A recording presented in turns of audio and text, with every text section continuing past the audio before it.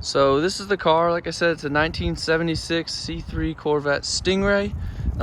Things I love, these pop-up headlights. It's got this cool old Corvette badge on the front. It's actually repainted about 3 years ago. It also has new tires on it that were put on around 3 years ago. Tread on these is still quite deep, still good. I just love the body lines on this car. I mean, the shape of it you really can't beat. It's got this old luggage rack on the back, which I haven't trusted with anything yet, but I imagine with the right bungees could be useful because there is almost no storage whatsoever behind the seats. The car currently has this power tour sticker from a previous owner that I'm gonna go ahead and try to remove. Handles on this car are kind of cool. You press them in, open the car like that, and as you can see at a quick glance, this car is in much better shape on the outside than it is on the inside. So for example, we have one of the door panels, I don't know if you can see well, is separated pretty far out from the door itself there. But a lot of this stuff is just old. I mean, it's old and it's been loved. You can see where we have a little piece coming apart here. This is actually just kind of gross and ugly anyway. I'd really like to do a good bit of work on the door panels here. This thing kind of rattles when we're driving. Both seats have a little button on the back that allows them to pop forward, and you can see our little tiny crawl space in the back has a nice light. These are covers for the T-tops, which come off on a day unlike today, which is raining a little bit. And then there are 3 of these little storage units in the back. So this one I keep just somewhat open in the middle of the day when I'm working on the car, because they're really difficult to open without these little loops that they initially had. Previous owner went ahead and threw some of his own speakers into the car and wired them up to this aftermarket, this little Sony Explode system, which I'm kind of thankful for. You can see the old speaker was mounted here. Those are pretty much totally shot. But we have, the carpet's in good shape. Leather on the passenger side is not in terrible shape. On the driver's side, it's pretty ugly. That's something I'd like to do, is replace the seats, or at least, just seat covers would be nice. It has this aftermarket little cup holder, which I don't know if you can see, but this is not deep enough really at all to trust to hold any drink, so that's got to go. I also just think it's kind of ugly. This center console too, I think could seriously use revisiting. It's just sort of boxy, ugly, old. So I plan to maybe tear that out and replace it, but maybe keep her in there. This is something I'm excited for an early project. So this little veneer here has really started to peel up. I'm not crazy on the faux wood finish veneer anyway. I know that was the style back in the day, but with this being a project car, I'm gonna make it what I want it to be. And so my plan for this is to remove, resurface, maybe paint it actually, and then replace it. I do want to make sure I keep this really cool little L48. This is a small block V8 that Chevy made for a while. So I want to keep this little emblem here. I think this is neat. This shifter here, this is a 3-speed automatic transmission in this Corvette. This has been used a lot, and so it's it's a little scuffed up on the end, and I think it might be nice to do some wet sanding and polish that back up. Here are gauges. These for the most part work. The clock, like all the other C3 Corvettes of this era, doesn't work, but fuel gauge works, water temp works, oil pressure works, battery works as far as I can tell. This car does not have working AC at the moment. The heat works kind of de facto because that engine just pours heat into the cab right now. Something kind of cool about this car is the telescoping steering wheel. So I can open this up and I can actually move the steering wheel back and forth within a range of a couple of inches. It's kind of neat.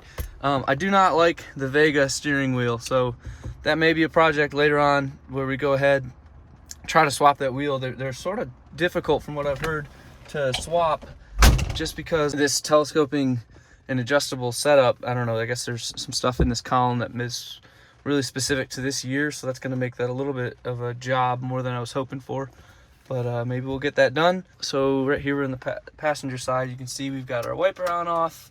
I haven't tested the washer fluid here yet. I should probably test that pretty soon. Generally, early episodes, I'm just going to be cleaning up, just retreating this leather with a little bit of leather treatment, or faux leather, I guess. I'm not actually totally sure. And trying to get things just looking a little nicer inside, and then we'll do some of the bigger stuff, swap out the seats, take care of some of the other things. You can see on the driver's side, right, we've got some wear on the door.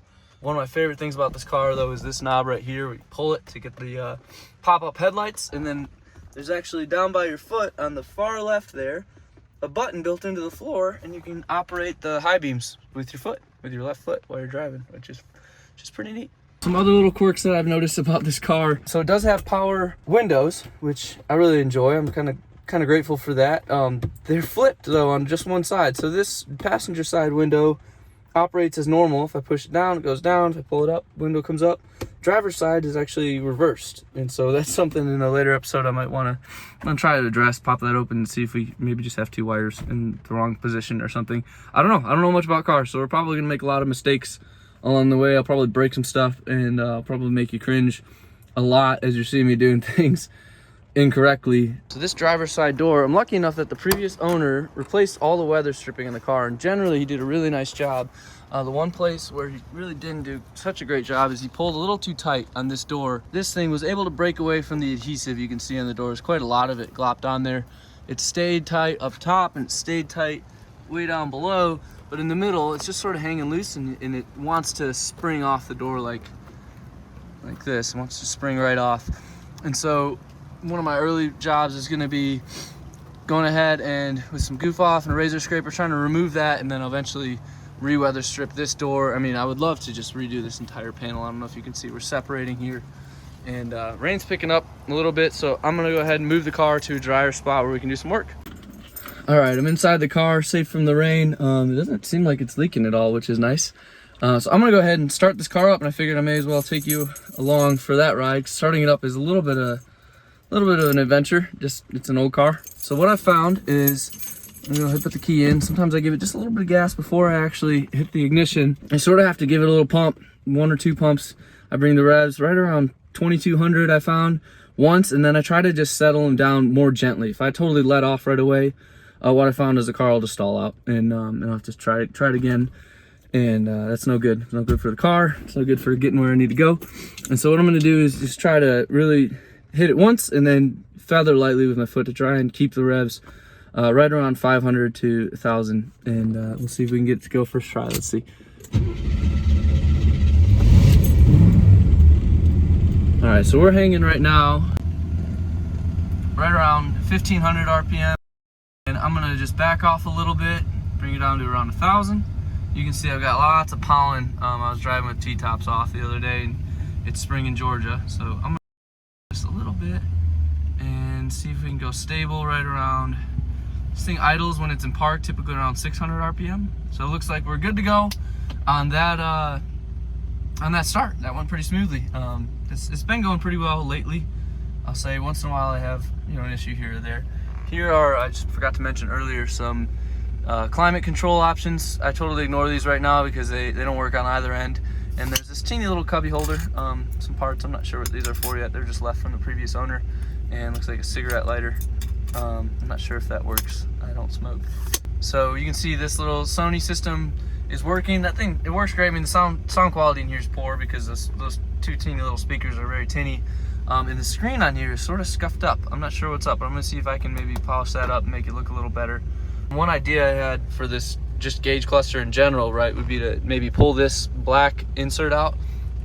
And I was thinking, since we got the white exterior, I may treat this white, this wood white, and may treat this wood white, and then as well maybe this gauge cluster. I'm not totally sure. I don't plan to really alter the gauges themselves, just that black plastic bit around them.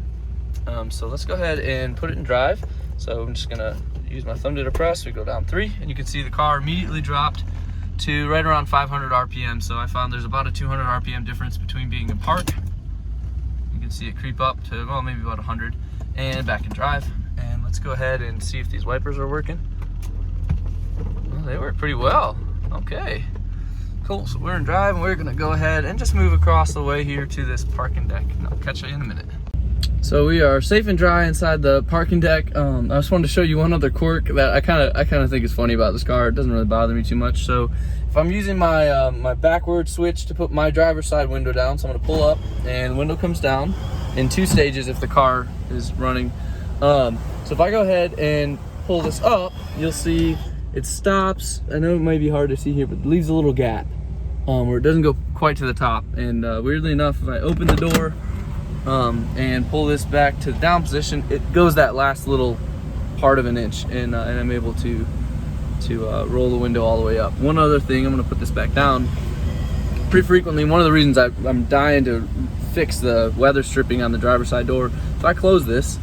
Well, that time it closed all the way. You can actually see this little seam right here where the door lined up. It did a good job that time, although my handle, this pivoting insert is actually just a little bit oversized, so it rubs, and about half the time, you really got to spring to get it to pop all the way back out to where it should be flush. But if I open and close this door again, you'll see well, a little worse job that time. See how the gap didn't quite line up? And I think that's just that weather stripping forcing its way in between the door and the body of the car. And so that's one of the reasons I'm dying to get that sorted out, is because I don't love slamming and re-slamming that door. It just feels abusive on the car. It's annoying when I'm trying to go. Sometimes I'll notice it once I'm driving, and trying to open and close the door while you're driving is not great. So there we go.